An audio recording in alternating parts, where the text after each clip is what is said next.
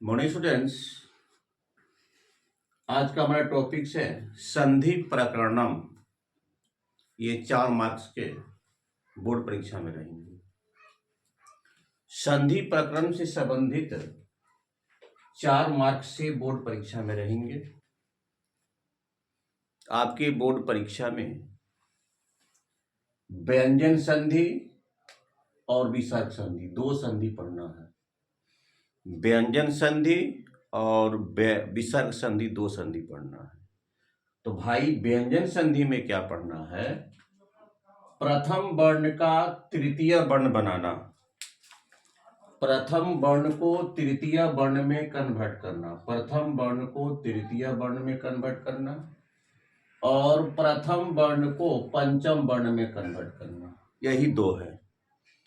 प्रथम वर्ण को तृतीय वर्ण में और प्रथम वर्ण को पंचम वर्ण में परिवर्तन करना आपकी सिलेबस में ये है। दूसरा है आपका विसर्ग संधि। विसर्ग संधि में विसर्गस्य स्थाने दंतसौ, तालव्यसौ और मूर्धन्यसौ, ये व्यंजन। विसर्ग के स्थान पर तालव्यसौ, दंतसौ और मूर्धन्यसौ। आज हम बता रहे हैं व्यंजन संधि के बारे में। कल का टॉपिक होगा विसर्ग संधि, क्योंकि ये लंबा प्रोसेस है। तो देखिए, सबसे पहले देखिए वर्गीय प्रथम वर्णस्य तृतीय वर्ण। यहां देखिए क हलंत है, व्यंजन है, यहां पर ई है। क व्यंजन के बाद अगर कोई स्वर आता है तो प्रथम वर्ण का तृतीय वर्ण बन जाता है। देखते हैं, क के जगह पर क्या हो गया? ग हो गया। क के जगह पर ग हो गया। ये आपका व्यंजन है क हलंत, यहां पर स्वर है। तो क के जगह पर मैंने प्रतिस्थापित किया ग को, प्रागेव। च के जगह पर मैंने ज को लिखा, प्रथम वर्ण का तृतीय वर्ण में। ट के जगह पर मैंने ड लिखा, त के जगह पर मैंने द लिखा, प के जगह पर मैंने ब लिखा। इस प्रकार से क के जगह पर मैंने ग लिखा। तो प्रथम वर्ण का तृतीय वर्ण में अगर उसके बाद कोई स्वर वर्ण आता है तो अब देखिए, प्रथम वर्ण के जगह पर पंचम वर्ण, क के जगह पर अंग, दीक जोड़ नौ। अब देख रहे हैं कि यह भी व्यंजन है, यह भी व्यंजन है। उस परिस्थिति में क के जगह पर अंग हो जाएगा। यह भी व्यंजन है, यह भी व्यंजन है। उस परिस्थिति में क के जगह पर अंग हो जाएगा, क के जगह पर आपका अंग हो जाएगा। यह भी व्यंजन है, यह भी व्यंजन है, तो क के जगह पर, ट के जगह पर पांचवा वर्ण मूर्धन्य हो जाएगा।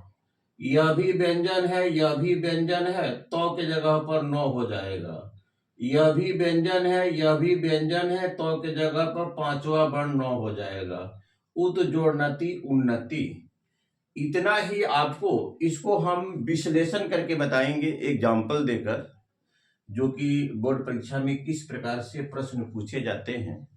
तो सबसे पहले तो आपको इतना मेमोरी में रखना है कि प्रथम वर्ण को तृतीय वर्ण में, प्रथम वर्ण को तृतीय वर्ण में आपको कन्वर्ट करना है। तो हम लोग तृतीय वर्ण को प्रथम वर्ण में क्यों कन्वर्ट किए? व्यंजन के बाद स्वर आया, अब व्यंजन के बाद व्यंजन आया। अगर व्यंजन के बाद व्यंजन आता है तो हम लोग पांचवें वर्ण का प्रयोग करेंगे। अगर व्यंजन के बाद स्वर आता है तो तृतीय वर्ण का प्रयोग करेंगे। कुछ ऐसे इसमें अपवाद भी हो जाते हैं, कुछ इसमें ऐसे अपवाद भी हो जाते हैं। अब देखिए, जैसे षट जोड़ दर्शनम, षट दर्शनम, यहाँ ट है, यहाँ पर आपका ड है, लेकिन यहाँ पर क्या है? आपका द है, यहाँ पर आपका द है। तो कुछ इसमें अपवाद भी उस ढंग के आ जाते हैं, लेकिन जनरली आपको ध्यान देना है कि अगर व्यंजन के बाद स्वर है तो क का गौ में तृतीय वर्ण में, अब व्यंजन के बाद व्यंजन है तो उस परिस्थिति में प्रथम वर्ण का पांचवा वर्ण में करना है। और इसको हम एक्सप्लेनेशन करके सेंटेंस वाक्य के द्वारा समझाएंगे। ये कल हमारा टॉपिक्स होगा और विसर्ग संधि का कल होगा। कुछ और हम इंपॉर्टेंट चीज बताने जा रहे हैं जो कि मोस्ट इंपॉर्टेंट है, इसलिए उस टॉपिक्स को अब कल, चूंकि ये संधि प्रकरण जो है बहुत लंबा होता है और बहुत ही कॉन्सेप्ट से भरा होता है। अब देखिए, अब हमारा प्रश्न है, कुछ इंपॉर्टेंट प्रश्न हम आपसे शेयर करेंगे। सबसे पहले देखिए, बिना शब्दों के योग में, बिना शब्दों के योग में, बिना माने रहित, बिना शब्दों के योग में द्वितीया भी होता है, तृतीया भी होता है और पंचमी भी होता है। बिना शब्दों के योग में तृतीया भी होता है, द्वितीया भी होता है और पंचमी भी होता है। राम के बिना वह नहीं रहता है, राम के बिना जीवन व्यर्थ है। रामम, राम के बिना जीवन व्यर्थ है, रामम बिना जीवनम व्यर्थ अस्ति, जीवनम व्यर्थ अस्ति, व्यर्थ अस्ति। इसमें तृतीया विभक्ति भी आप लगा सकते हैं, इसमें तृतीया विभक्ति भी लगा सकते हैं। रामेण बिना, रामेण बिना जीवनम, रामेण बिना जीवनम व्यर्थ आसीत, व्यर्थ आसीत। बिना मने रहित होता है, बिना मने रहित अस्ति। इसमें आप पंचमी भी लगा सकते हैं, रमात बिना, रमात बिना जीवनम, रमात बिना जीवनम व्यर्थ आसीत, व्यर्थ आसीत अस्ति। ये देखिए मोस्ट है, आप वहां कंफ्यूज कर जाएंगे कि भाई बिना के योग में क्या कौन सी विभक्ति लगाएंगे। आप द्वितीया भी लगा सकते हैं, तृतीया भी लगा सकते हैं और पंचमी भी लगा सकते हैं। अब है आपका यतश्च निर्धारणम। अब हमारा दूसरा टॉपिक से जो कि मोस्ट कंफ्यूज टाइप का है, यतश्च निर्धारणम। अब हमारा है यतश्च निर्धारणम, यतश्च निर्धारणम।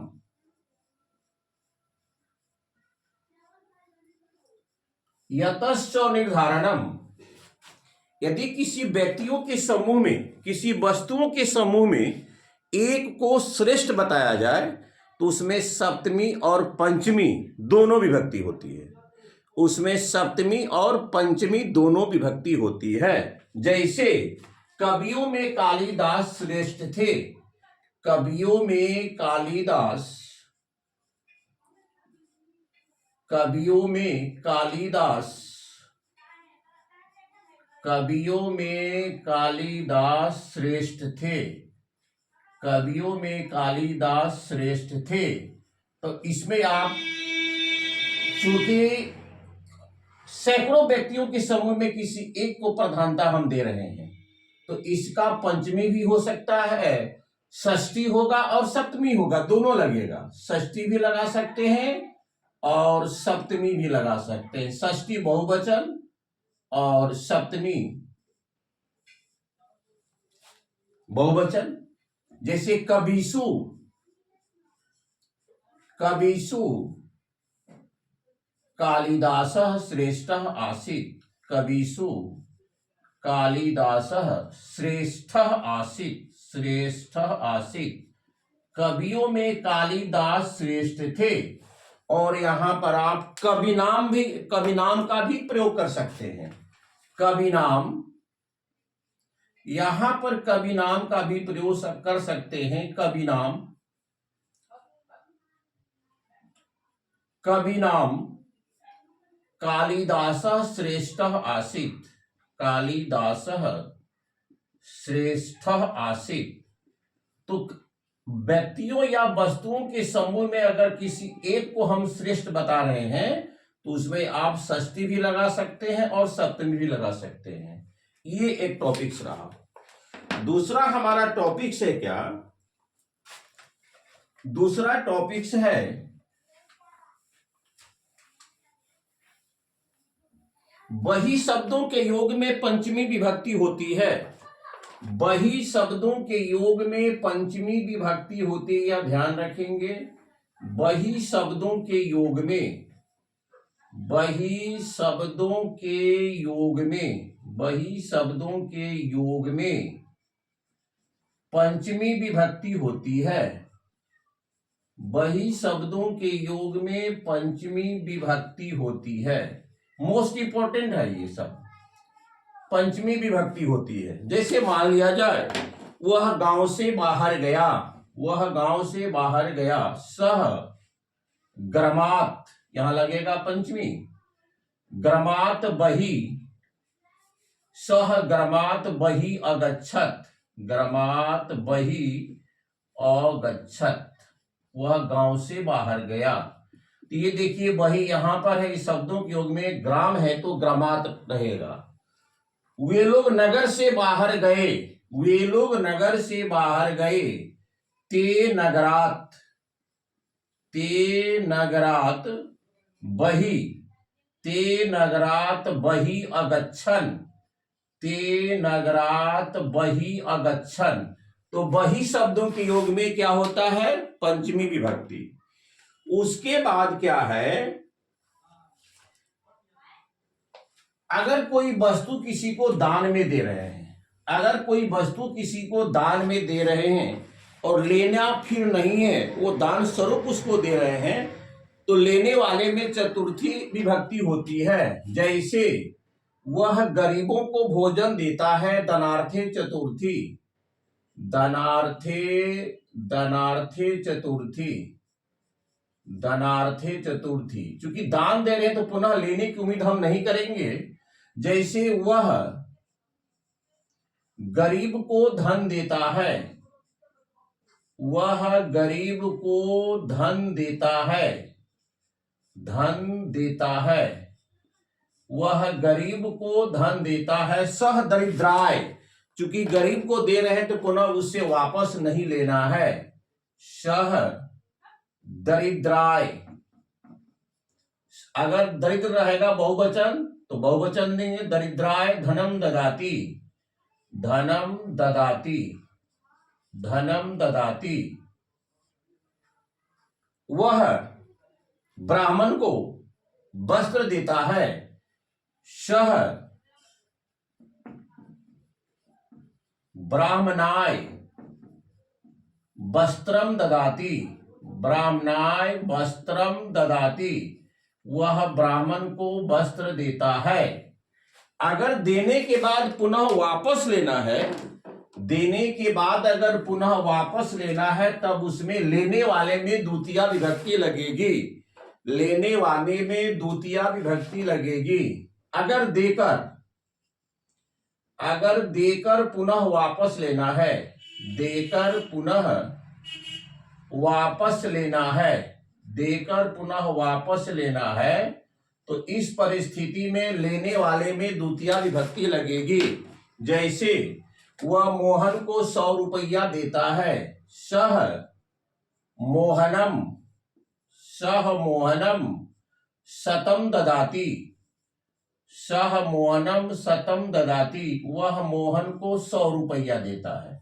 तो देता है तो इसका मतलब कर्ज देता है, पुनः वह उसको वापस लेगा, पुनः वह उसको वापस लेगा।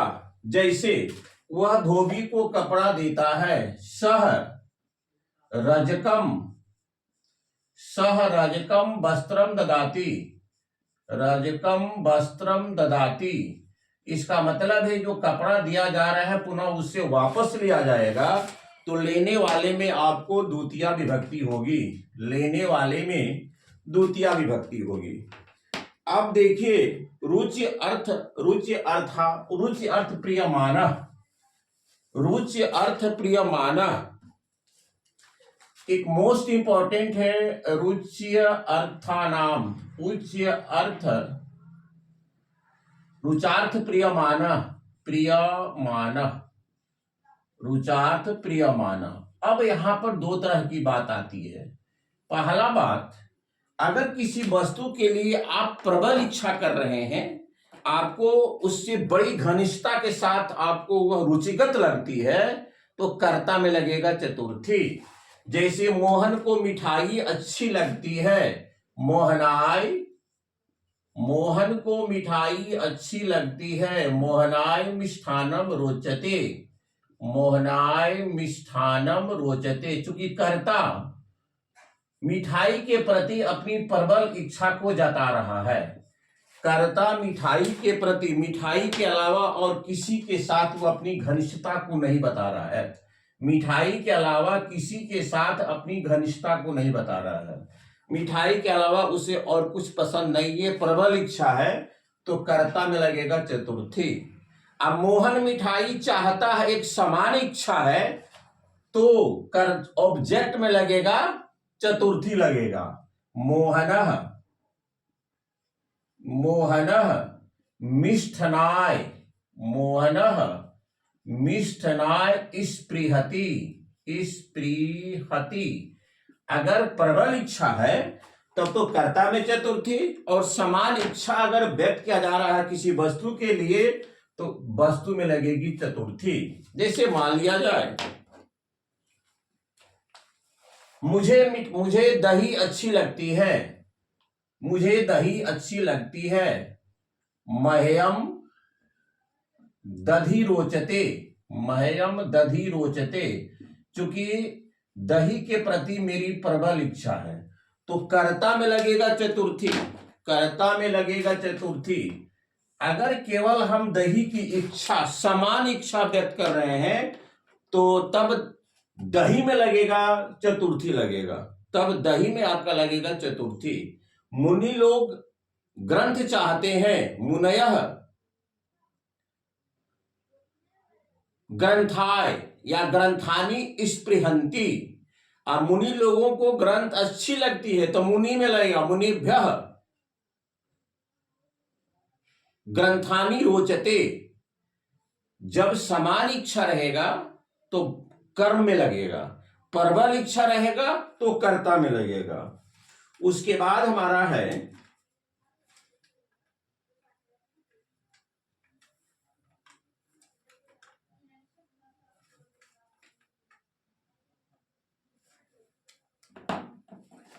अब जहां से कोई वस्तु उद्भव हो रही है, जहां उसका उद्गम स्थल है, जहां उसका उद्गम स्थल है, उद्गम स्थल, जहां उद्गम स्थल है, उद्गम स्थल है या स्रोत है, या जहां से उत्पन्न होता है प्रभवती, प्रभव, जहां से वह उत्पन्न होता है, उसमें लगती है पंचमी विभक्ति।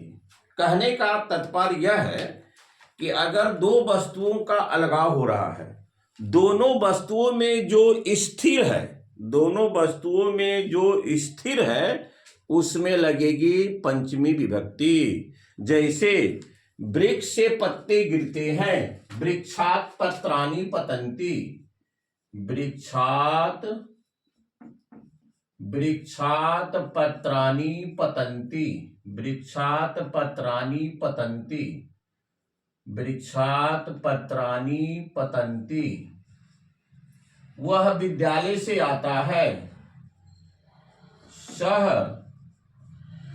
विद्यालयात, सह विद्यालयात आगच्छति, विद्यालयात आगच्छति। गंगा हिमालय से निकलती है, गंगा हिमालयात, हिमालयात निःसरति, गंगा हिमालयात निःसरति।